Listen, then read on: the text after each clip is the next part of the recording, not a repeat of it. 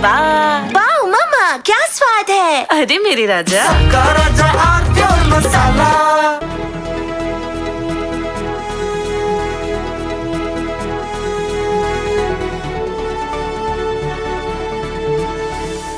नमस्कार, ब्लूप्रिंट में आप सभी का स्वागत है, अभिनंदन है, वंदन है। देश में सब तरफ एक ही चर्चा है, जैन जी, जैन जी, जैन जी। हर मुद्दे से बड़ा मुद्दा है जैन जी। इस वक्त राजनीतिक दलों के अंतःपुर में बड़ी खदबदाहट है। बहुत जल्दबाजी में हर राजनीतिक दल है। सब चाहते हैं कि किसी तरीके से जैन जी से हमारा रिश्ता अटूट हो जाए, पक्का वाला हो जाए, ताकि चुनाव में हमारे ऊपर वोट बरसे। जैसे होली पे वो गीत था ना, रंग बरसे, वैसे वोट बरसे। लेकिन एक लाख टके का सवाल ये है कि क्या जैन जी से जुड़ना इतना सरल है?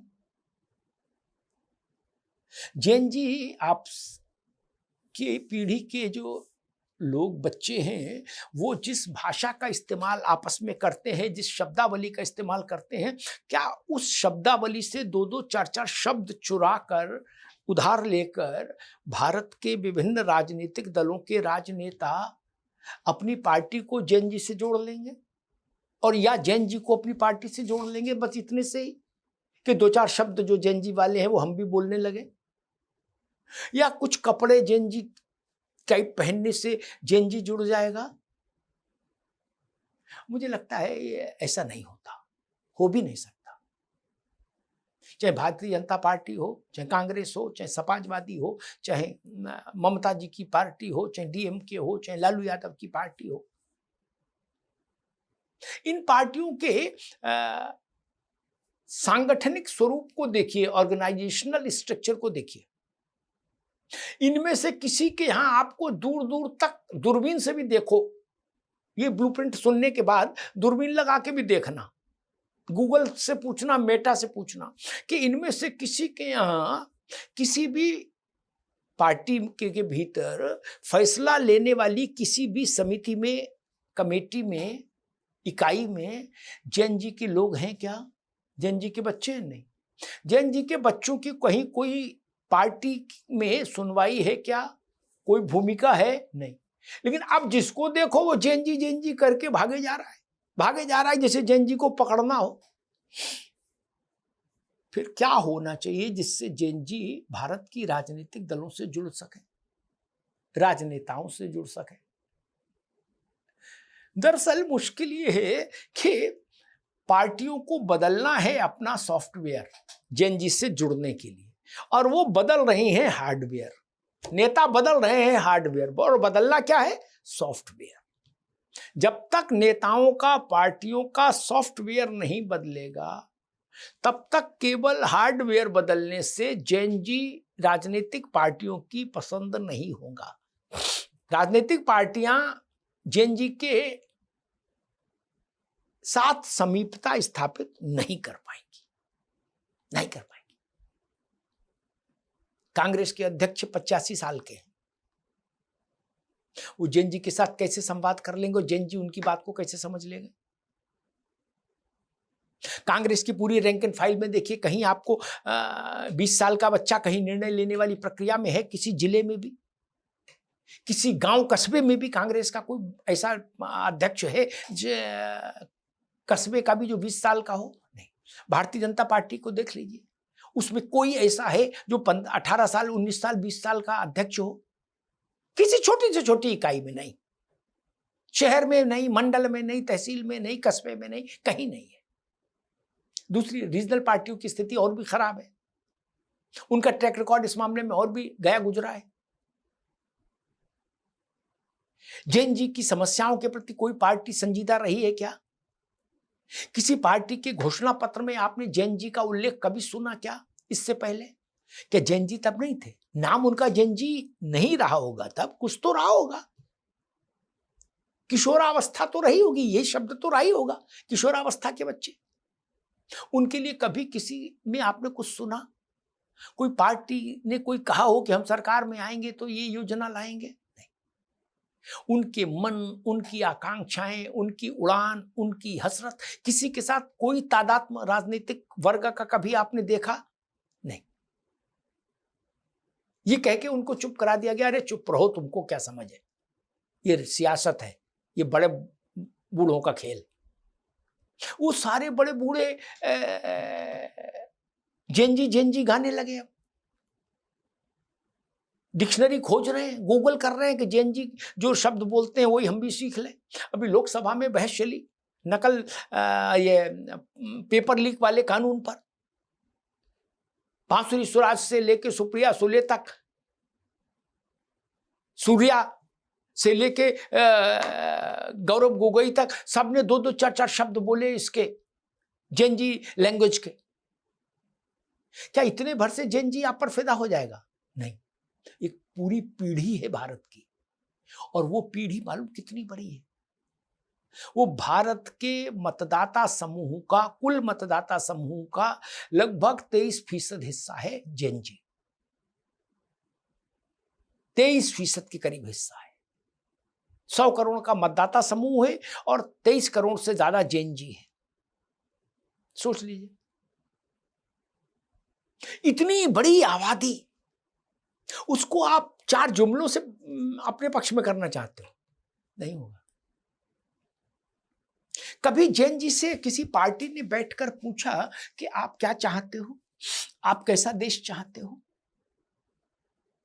और उस देश में अपनी क्या भूमिका देखना चाहते हैं?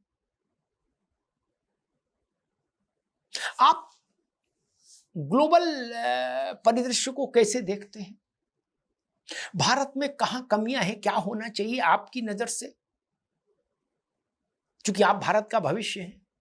कभी आपने ऐसी कोई मैराथन बैठक सुनी किसी पार्टी में, किसी सरकार में, किसी कालखंड में? नहीं सुनी होगी। न किसी मुख्यमंत्री ने, न किसी प्रधानमंत्री ने, न भूतपूर्व ने, न वर्तमान ने, न किसी ने कभी नहीं ऐसी बात की। उनको कहीं नोटिस में ही नहीं रखा। उनका काम यही है कि भाई पढ़ो और पढ़ने के बाद फार्म भरो और नौकरी मिल जाए तो नौकरी करो, नहीं तो सड़क पर घूमो।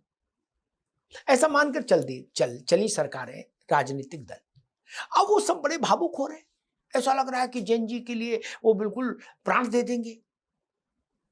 जेनजी छलावे में नहीं आने वाली, मृग मरीचिका में नहीं फंसेगी। जेनजी बहुत व्यवहारिक है। भारत की ये नई पीढ़ी, सबसे नई पीढ़ी बहुत व्यवहारिक है। ये इसको आप किसी इमोशनल ट्रैप में नहीं ले सकते, लच्छेदार भाषा करके इसको नहीं पटा सकते, इसको छलावे में भी नहीं ले सकते, क्योंकि खरी है। आपने जंतर मंतर पर देख ही लिया कितनी खरी है ये पीढ़ी। इतनी खरी तो कोई पीढ़ी आज तक हुई नहीं, जरूरत से ज्यादा खरी है। इसलिए जो लोग सोच रहे हो कि हम गोलमाल करके इसको अपने साथ जोड़ लेंगे, उनको मैं कहूंगा आप गलतफहमी के शिकार हैं। राष्ट्रीय स्वयंसेवक संघ के सरसंघ चालक ने भी, मोहन भागवत जी ने भी कहा कि जैन जी से जुड़ना होगा, उनकी बात सुननी होगी, उनको सुनाना नहीं होगा, उनको सुनना होगा। अच्छी बात है, लेकिन संघ में ये कैसे होगा? भागवत जी ने ये नहीं बताया कि संघ में ये होगा कैसे। संघ की साथ एक सबसे बड़ी समस्या जो व्यवहारिक है वो तो यही है, जो मुझे, मेरे जैसे सामान्य व्यक्ति को लगती है कि उसकी सामान्य बोलचाल की भाषा में शब्दावली भी बेहद क्लिष्ट है, संस्कृतनिष्ठ शब्दावली है। आपने स्वल्पाहार ग्रहण किया क्या? अब बताइए, ये सहज भाषा नहीं है ना। जैन जी कैसे जुड़ेगा?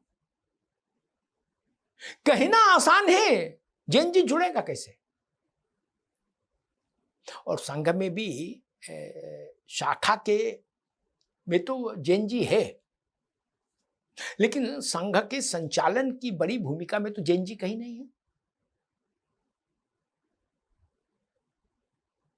विद्यार्थी परिषद जो विद्यार्थियों के लिए, उसका भी नेतृत्व कभी जैन जी के हाथ में तो रहा नहीं, कभी नहीं रहा।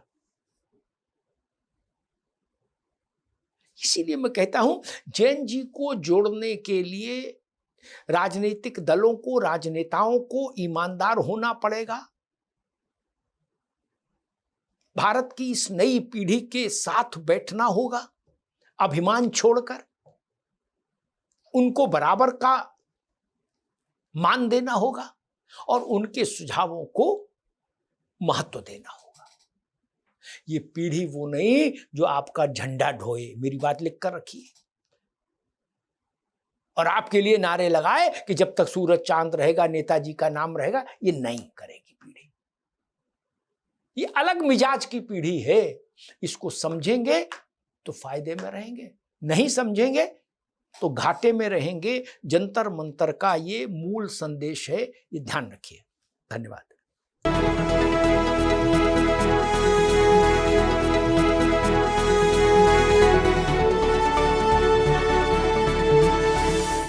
थोड़े में ज्यादा स्वाद, यही तो है इसकी खास बात। वाओ मम्मा, क्या स्वाद है। अरे मेरे राजा सबका राजा आरती और मसाला।